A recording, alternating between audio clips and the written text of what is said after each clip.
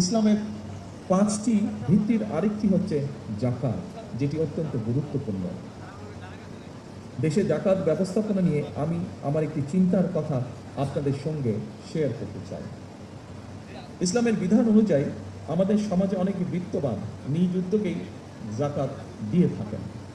কেউ কেউ সরকারের জাকাত বোর্ডের মাধ্যমেও জাকাত পরিশোধ করে থাকেন। বিভিন্ন গবেষণা রিপোর্টে দেখা গিয়েছে প্রতি বছর বাংলাদেশে এই জাকাতের পরিমাণ প্রায় 20 থেকে 25,000 কোটি টাকার বেশি হয়ে থাকে। কেউ কেউ এর পরিমাণ আরো অনেক বেশিও বলছেন। তবে সুপরিকল্পিত এবং সুসংগঠিতভাবে বন্টন না করায় বিত্তবান ব্যক্তির জাকাত আদায় হয়তোবা হয়ে যাচ্ছে, কিন্তু জাকাতের অর্থ দারিদ্র বিমোচনে কতটা ভূমিকা রাখতে সক্ষম হচ্ছে, এটি মনে হয় একটি বেশ বড় প্রশ্ন। যতটুকু আমি জানি, অবশ্যই এখানে বিশিষ্ট আলেম ব্যক্তিবর্গ বসে আছেন, ওনাদের তুলনায় এই ব্যাপারে আমার জ্ঞান খুবই সীমিত।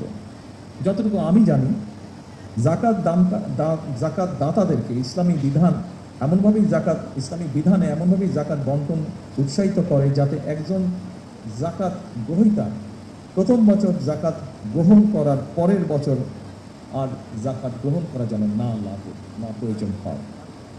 বিশেষজ্ঞগণ বলছেন, পরিকল্পিতভাবে জাকাত বন্টন করা গেলে দারিদ্র বিমোচনে জাকাত একটি যুগান্তকারী ভূমিকা পালন করতে পারে বাংলাদেশের দারিদ্র বিমোচনে। এমন বাস্তবতায় সরকার জাকাত ব্যবস্থাপনাকে আরও কার্যকর এবং লক্ষ্যভিত্তিক করার চিন্তা ভাবনা করছে।